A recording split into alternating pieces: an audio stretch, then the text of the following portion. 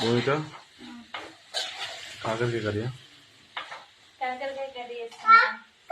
ఎప్పుడు చూసినా కాకరకాయ కాకరకాయ అనుకోకండి, ఎందుకంటే కాకరకాయ చాలా మంచిది.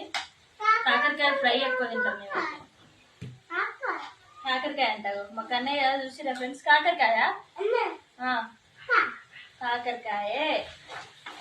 మరి ఈరోజు మీరేం కర్రీ చేసుకురో కామెంట్ చేయండి. అదైతే కాకరకాయ ఫ్రై.